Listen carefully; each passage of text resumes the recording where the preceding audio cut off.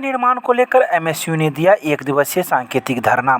रविवार को Mithila student union के विश्वविद्यालय प्रभारी अमन सक्सेना के नेतृत्व में दरभंगा राजकिला के समीप टूटे पुलिया का निर्माण करने को लेकर 1 दिवसीय सांकेतिक धरना राजकिला परिसर के समीप दिया गया। इस बाबत एमएसयू के विश्वविद्यालय प्रभारी अमन सक्सेना ने कहा कि बड़े ही शर्म की बात है कि इस पुलिया निर्माण को लेकर भी हमें आज आंदोलन करना पड़ रहा है। पिछले 5 महीने से पुलिया टूटा हुआ है, जिस ओर प्रशासन का ध्यान नहीं जा रहा है। लोगों को काफ़ी कठिनाइयों का सामना करना पड़ रहा है। आम आदमी पुलिया किनारे पोल के सहारे रास्ते पार कर रहे हैं। साथ ही उन्होंने यह भी कहा कि 1 सप्ताह के अंदर अगर टूटे पुलिया का निर्माण शुरू नहीं होता है तो यह सांकेतिक धरना एक बड़े धरने में बदल जाएगा और हम लोग सड़क जाम कर विधायक, नगर निगम के महापौर सहित अन्य प्रतिनिधियों के खिलाफ आवाज बुलंद करेंगे। लोग अभी रामबाग स्थित वार्ड 13 के अंतर्गत जो राजकिला परिसर के समीप में आता है, यहाँ एक पुलिया देख सकते हैं आप कि ये पुलिया पिछले 4 महीना से टूटा हुआ है, जिस ओर प्रशासन का ध्यान नहीं जा रहा है। ना नगर निगम प्रशासन ध्यान दे रहा है इस ओर, ना स्थानीय प्रतिनिधि इस पर ध्यान दे रहे हैं। 4 महीना से विगत ये टूटा हुआ है। बगल में 10 कदम की दूरी पर यहाँ विधायक का घर है। अब ये समझ सकते हैं कि विधायक के घर से 10 कदम की दूरी पर यहाँ की ये स्थिति है। आम जनमानस देखिए किस तरीका से कैसे चलकर जा रहा है, किस तरीका से जा रहा है। इसका मतलब ये लग रहा है, साफ लग रहा है कि प्रशासन यहाँ का इंतजार कर रहे हैं कि लोग आए, दुर्घटनाग्रस्त हो, उनकी मौत हो तो ये जाएंगे, 4 लाख रुपये का चेक सौंपेंगे, फोटो खिंचवाएंगे, मीडिया में डालेंगे। क्या इसका इंतजार कर रहे हैं? हम पूछना चाहते हैं आप मीडिया बंधु के माध्यम से, यहाँ के प्रतिनिधियों से पूछना चाह रहे हैं, वार्ड 13 के पार्षद से पूछना चाह रहे हैं, नगर विधायक से पूछना चाहते हैं और यहाँ के सांसद से भी पूछना चाहते हैं, क्यों इस ओर ध्यान नहीं दिया जाता? क्या एक छोटी सी मांग के लिए भी हम लोगों को आंदोलन करना पड़ेगा? बहुत ही शर्म की बात है, एक बहुत ही शर्म की बात है कि आज एक छोटे से पुलिया निर्माण को लेकर हम लोगों को आंदोलन करना पड़ रहा है। और हमें और भी लग रहा है कि हमको ये भी उम्मीद है कि इन लोगों से अभी भी नहीं होगा। तो इन लोगों को हम बता देना चाहते हैं कि मिथिला स्टूडेंट यूनियन जिस मुद्दा को उठाता है उसको अंजाम तक पहुंचाने का मुद्दा रखता है। हम आने वाले समय में अगर 1 सप्ताह के अंदर में अगर हमारी मांगों पर सकारात्मक पहल नहीं होता है तो हम लोग मुख्य सड़क को जाम करेंगे, बीच सड़क पर बैठकर आंदोलन करेंगे। इसकी पूर्णतः जिम्मेवारी यहाँ के विधायक, यहाँ के मेयर, यहाँ के सांसद, यहाँ के वार्ड कमिश्नर की होगी। क्या नाम है? अमन सक्सेना, विश्वविद्यालय प्रभारी, मिथिला स्टूडेंट यूनियन।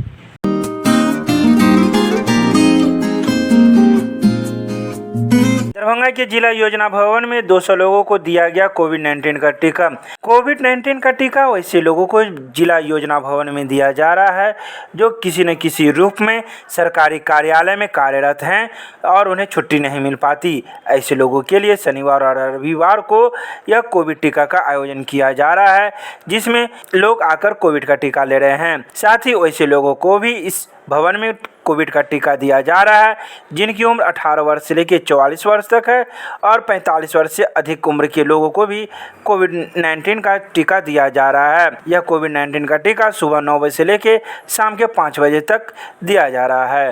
योजना भवन में वैक्सीनेशन हो रहा है और आज का लक्ष्य 200 का था, जिसमें से 150 हो चुके हैं और 10 आदमी हैं उनका भी वैक्सीनेशन होगा, 160 हो जाएगा और ये 5 बजे तक यहाँ पे चलेगा। उसके बीच में अपना जितने आदमी आएंगे सभी का वैक्सीनेशन होगा। ये 10 बजे से शुरू हुआ है। ये महीने का मतलब हर शनिवार और रविवार को यहाँ विशेष अभियान के तहत ही चलाया जा रहा है। 18 प्लस से ऊपर वालों को भी, 60 से ऊपर वाले के लिए भी है, 45 से ऊपर के लिए भी है। फर्स्ट डोज भी लग रहा है और सेकेंड डोज भी लग रहा है। वैक्सीनेशन के लिए इसमें एक आधार कार्ड लेने की ज़रूरत होती है और एक मोबाइल नंबर होना चाहिए।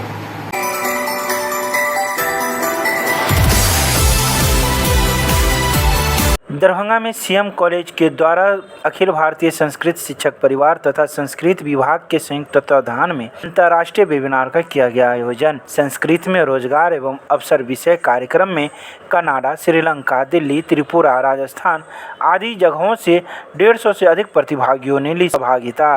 इस वेबिनार में मुख्य वक्ता के रूप में जवाहरलाल नेहरू विश्वविद्यालय नई दिल्ली के संस्कृत एवं प्राच्य विद्या अध्ययन संस्था के प्रोफेसर रामनाथ झा मौजूद थे, जिन्होंने कहा कि संस्कृत हमेशा से ही पठन पाठन और शोध की भाषा रही है, जिससे भारतीय ज्ञान विज्ञान सुरक्षित है। इसके बिना कोई भी भारतवर्ष को सही रूप से नहीं जान सकता।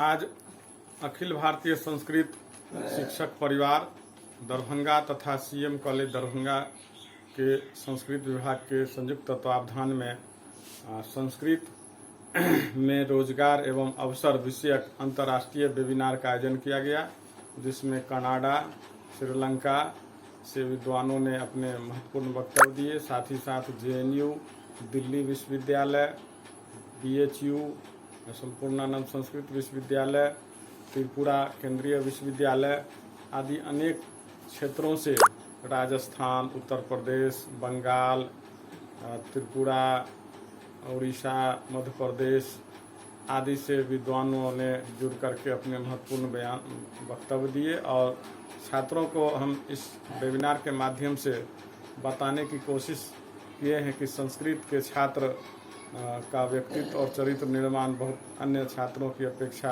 अधिक अच्छे तरीके से होता है।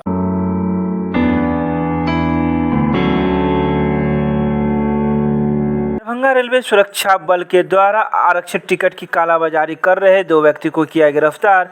एक व्यक्ति बहेरा बाजार के निकट का रहने वाला है, इसका नाम मोहम्मद महबूब, उम्र 32 वर्ष एवं पिता का नाम मोहम्मद महमूद बताया जा रहा है, जो बहेरा बाजार के वार्ड संख्या 4 का रहने वाला है।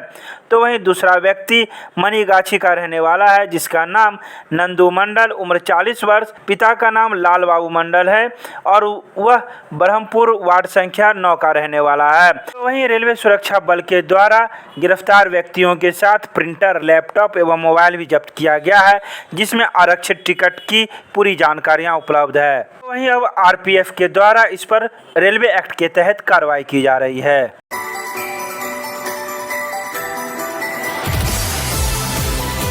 दरभंगा में रविवार को भारतीय जनता पार्टी के जिलाध्यक्ष जीवत सहनी के द्वारा किया गया वृक्षारोपण कार्यक्रम मब्बी पर स्थित जिला कार्यालय में किया गया, जिसमें नीम, तुलसी, पीपल के साथ अन्य पेड़ लगाकर लोगों को संदेश दिए गए कि हमारी संस्कृति की पहचान वृक्ष ही है, जिसका उपयोग इलाज से लेकर जीवन यापन के साधन में है। इस मौके पर धर्मशिला गुप्ता, ज्योति कृष्ण झा, लवली, सुजीत मल्लिक, लक्ष्मी नारायण शाह, संजीव शाह आदि कई लोग मौजूद थे।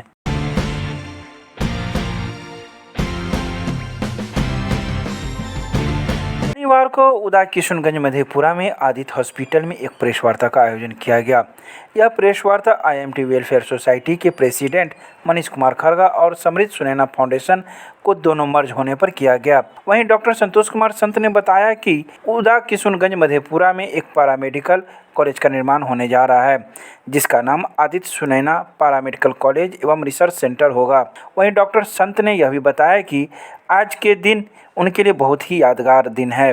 उन्होंने सपना देखा था कि एक छोटे से शहर में एक पैरामेडिकल कॉलेज खोलने का, आज मेरा सपना साकार हो गया। इस अवसर पर कई गणमान्य व्यक्ति मौजूद थे, जिसमें doctor DK Sinha, doctor Arvind Kumar, Raman Prabhas, Sanjay Singh, Pramod Kumar Chaudhary आदि सहित कई लोग मौजूद थे। वहीं IMT वेलफेयर सोसाइटी के प्रेसिडेंट मनीष कुमार खरगा ने बताया कि वेलफेयर सोसाइटी 8 अगस्त को आयोजित करेगी ST1 टेस्ट, जिसमें बिहार बोर्ड के 12वीं पास के छात्र शामिल हो सकेंगे। प्रथम 5 विजेताओं को नगद एवं लैपटॉप पुरस्कार दिया जाएगा। तो ये प्रेस वार्ता किया गया है, इसका मूल उद्देश्य ये है कि IMT वेलफेयर सोसाइटी के द्वारा जो ये एक स्कॉलरशिप टेस्ट होने जा रही है, उसमें ज़्यादा से ज़्यादा मेधावी छात्र रजिस्ट्रेशन करें और उस एग्जामिनेशन में बैठें। इतना ही नहीं, आज मधेपुरा के लोगों के लिए एक बड़ी सौगात का भी दिन है, जिसमें हम देख रहे हैं कि एक जो है IMT वेलफेयर सोसाइटी और दूसरा जो है समृद्ध सुनैना फाउंडेशन, दोनों की कोलैबोरेशन भी हुई है। और इस कोलैबोरेशन का मुख्य उद्देश्य यह है कि यहाँ पे यानी कि मधेपुरा यानी कि उदा किशनगंज के अंतर्गत एक पैरामेडिकल कॉलेज खुलने जा रही है, जिसका कि नाम है ASS paramedical college and research centre, जिसमें कि ANM, JNM, BSc नर्सिंग और DMLT की कोर्स चलाई जाए। इतना ही नहीं, इससे इस पैरामेडिकल कॉलेज के खुलने से इस मधेपुरा के छोटे से शहर उदा किशनगंज का भी एक समुचित विकास हो पाएगा। ये IMT वेलफेयर सोसाइटी और समृद्ध सुनैना फाउंडेशन की अथक प्रयास है।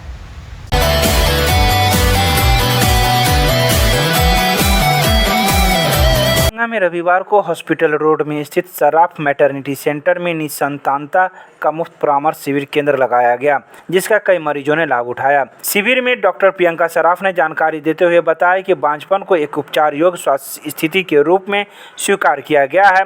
बांझपन लिंग विशिष्ट नहीं है और केवल शहरी आबादी से जुड़ा हुआ नहीं है। तकनीकी प्रगति के साथ बांझपन का इलाज दवा, दूरबीन द्वारा सर्जरी या फिर IUI, IVF, INSEE, ART से किया जा सकता है।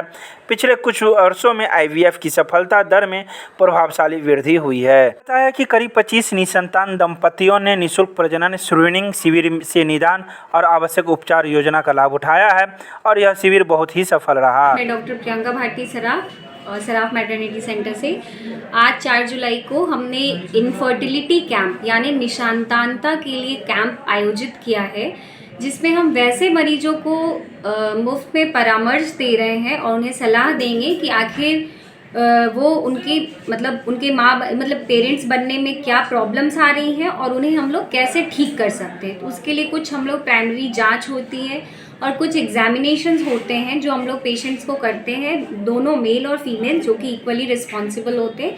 दोनों की जांच करा के फिर हम लोग देखेंगे कि उनमें क्या प्रॉब्लम है और फिर उसके अनुसार उनको सलाह दी जाएगी कि वो क्या करें ताकि उनका आगे इलाज हो सके।